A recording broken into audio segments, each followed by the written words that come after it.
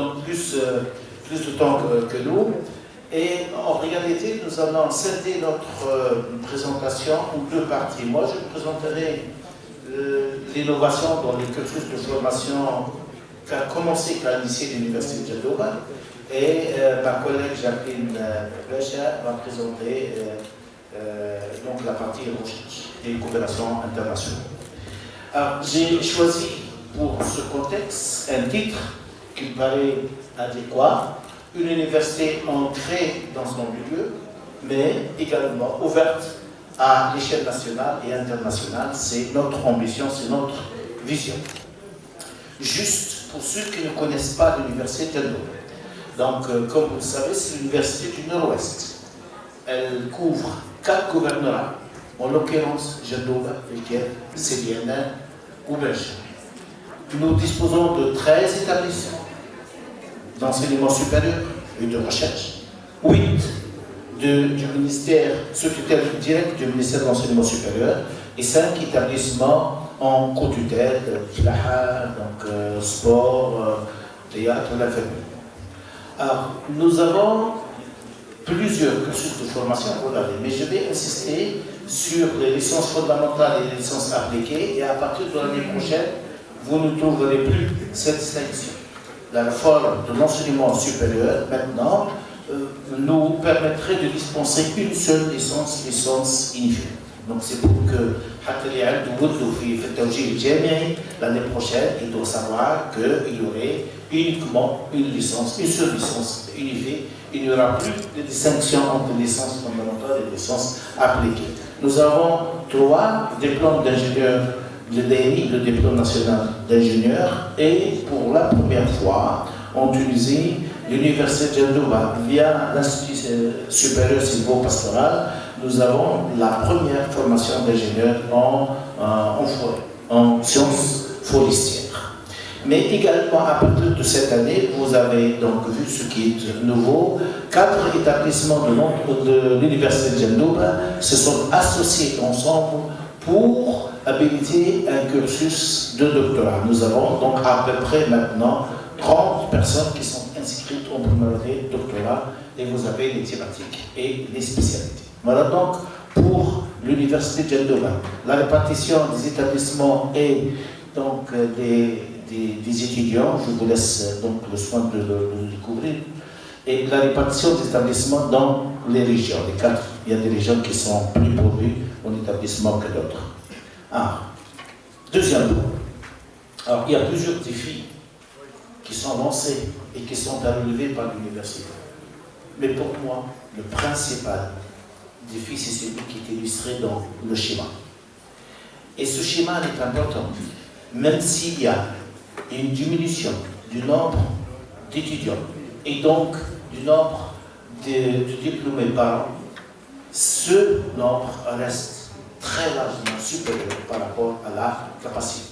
Juste pour vous donner une idée, nous avons été, nos étudiants étaient de nombre de 370 000 il y a 5 ans, on est tombé à 240 000. On est très loin de 1 700 000 de l'Algérie et 1 million d'étudiants du Maroc. Mais malgré ça, il y a quand même un nombre très important par rapport à la capacité. Ça, c'est le grand défi des universités tunisiennes, mais également de notre université. Nous avons à peu près entre 50 000 et 60 000 diplômés de spécialités concourus chaque année en Tunisie. Alors, qu'est-ce qu'on doit faire? Qu'est-ce que nous avons projeté de faire à l'université? Nous avons, si vous voulez, 3 piliers d'intervention. Le premier étant l'innovation du cursus de formation. Nous sommes obligés d'innover dans les cursus de formation. Ça, c'est extrêmement important pour préparer des métiers à développer dans l'avenir, mais surtout également en utilisant la spécificité de la région. Ça, c'est le premier créneau sur lequel nous avons commencé d'ores et déjà à agir et qui va continuer comme on va le voir.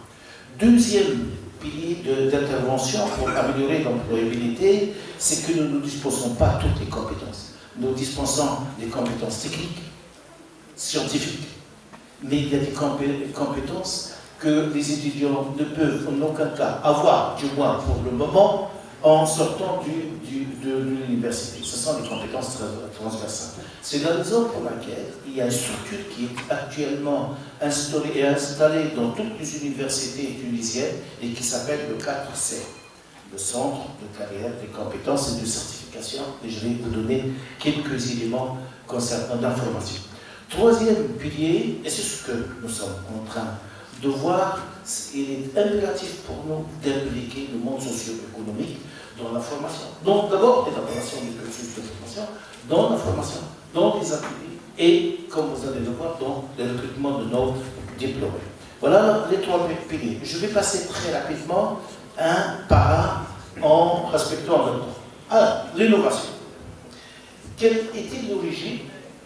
Rabia tout à l'heure a dit il faut avoir des données pour pouvoir avancer. Donc, malheureusement, dans ce contexte, on n'a pas. Dans ce domaine, on n'en a pas. Donc, l'origine, on a utilisé d'autres origines pour pouvoir asseoir une démarche d'innovation. Au bout de c'est la réforme de l'enseignement supérieur. D'accord? Ce sont les axes de la réforme de l'enseignement supérieur. Il y a des propositions émanant des institutions. Il y a quelques bases de données relatives donc, à ce contexte.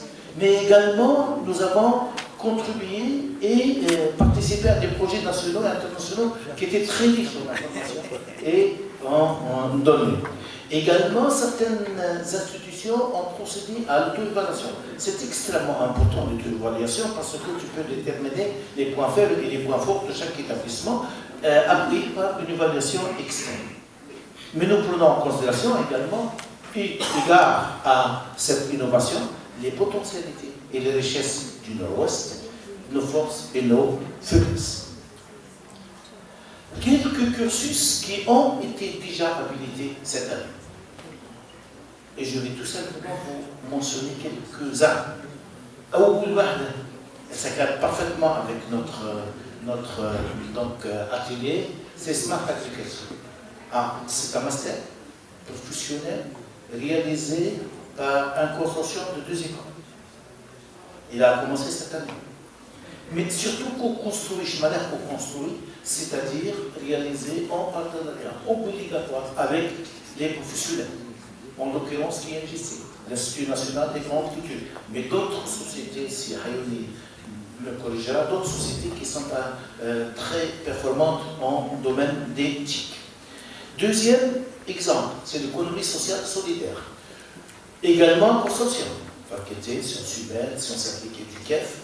Donc, 3, pourquoi? Parce que nous n'avons pas les ressources humaines requises pour faire un cursus de formation. C'est la raison pour laquelle on fédère nos moyens. L'économie sociale et solidaire est très importante en France, 14% de l'emploi, commence à être très importante au Maroc, 9%, et certains organismes donc, nationaux ont commencé à élaborer des textes régissant cette économie sociale et solidaire, notamment l'UGTT.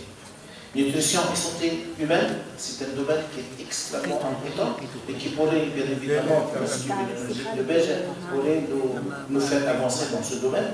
Le DMITER, nous l'avons, le DMITER, mais c'est tout simplement un master professionnel totalement en ligne, en développement territorial durable, établi, élaboré, établi et utilisé par 4 établissements de l'université de Gendoba. Nous sommes actuellement à notre 5e promotion et nous avons à peu près entre 250 et 300 demandes par an, avec 50% de professionnels qui continuent à faire leur travail et avec des frais d'inscription qui sont assez élevés. Le MOOC, le omnipoturisme, etc. Ça, c'est déjà commencé. Mais nous comptons également consolider ces efforts. Et là, quelques propositions que nous allons faire. Nous ne pouvons pas négliger, nier les ressources productives, les ressources agricoles dans le nord-ouest, en Tunisie, dans le reste particulièrement. Et nous devons également, impérativement, penser à la mise en place, c'est déjà fait avec l'Institut technologique de Belge, à mettre en place un cursus de formation de transformation de ces produits en agro, donc alimentaire. La région du nord-ouest, comme je vais le présenter tout à l'heure, je suis obligé de le dire tout à l'heure, vous devez me supporter, très riche en céréales, en lait, en viande rouge, en olive, et ces produits ne sont pas très bien transformés sur place. Les technologies en parle, c'est-à-dire les plantes aromatiques et médicinales, avec leur potentiel pour la production des produits pharmaceutiques, antibiotiques, antioxydants, nous allons également revenir. Les industries forestières, on n'en a pas d'industrie, un cursus de formation en industrie forestière, alors que nous sommes une région très riche en forêt et les produits forestiers non lumineux. Et j'ai mis en rouge l'intelligence, j'ai toujours tendance à dire l'assimilation artificielle. Ce n'est pas l'assimilation artificielle, c'est l'intelligence artificielle, je suis agronome, et encore plus spécialiste en production animale, donc ça me revient toujours. Donc l'intelligence artificielle et le FinTech, nous comptons, à partir de l'année prochaine, ou peut-être un peu plus tard, d'instaurer ce cursus de formation. Voilà donc le premier pilier. Et nous devons obligatoirement continuer. Le deuxième, le CATS, il existe à l'université. Alors, quel est le rôle du CATS? Vous voyez, il est au milieu, au centre. C'est un carrefour. De quoi? Entre, bien évidemment, les structures, entre les entreprises, entre les associations, les organismes et à l'intérieur, l'université. Et c'est un outil donc de lien, de connexion, de réseautage qui va nous permettre, comme on l'a fait aujourd'hui, comme on l'a fait donc auparavant, d'être au diapason de toutes ces informations qui vont nous permettre d'améliorer le cursus de formation, mais également l'employabilité. Les missions, il y en a principalement 4. C'est un programme de conseil pour les étudiants, un programme d'accompagnement, un programme de formation pour les enseignants et pour les étudiants, et un programme de certification. Ça, c'est extrêmement important, la certification. C'est extrêmement important comme outil. Un exemple, l'étudiant est très bien encadré, certains, ceux qui veulent, pour leur parcours académique, mais également professionnel. Ça, c'est la formation et l'accompagnement. Vous voyez à peu près une bonne, des centaines d'étudiants qui ont été formés depuis 2012 avec le fameux Funding the Job et tu as lui-même un travail. Et un autre événement non moins important, c'est la rencontre avec les gens du monde socio-économique, comme on l'a fait depuis 2012, la dernière rencontre étant en février 2018. Et je vais vous parler d'une expérience qui est très enrichissante pour nous et qui est importante, qui a été initiée par Hassan, mon ami et collègue Hassan, président de l'université de Jadouba. Et c'est quoi cet exemple? Vous voyez, c'est une formation à la carte.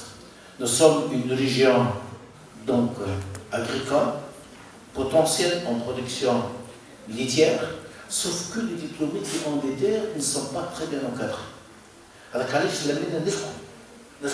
veut dire? À l'université de Jadouba qui va faire la formation. La banque, le BTS, qui tient dès le départ avec nous. D'Iris, qui est l'industriel qui va ramasser ce lait, qui va donc collecter ce lait. Mais également les autres organismes d'accompagnement. Il y a l'Office de vache potagère, il y a l'ABIA, qui donne les subventions, il y a l'État, l'UTICA, le GTT. Donc, tous ces organismes ont été rassemblés pour pouvoir réfléchir ensemble. Et on a commencé avec un exemple, la première promotion, de 10 étudiants. Alors, pas étudiants, ça compte, diplômés de l'université de Jadouba.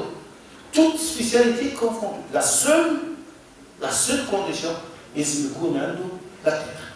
5 hectares irrigués minimum, ou 10 hectares en eau pluviale, pour avoir un nombre minimum de vaches pour pouvoir.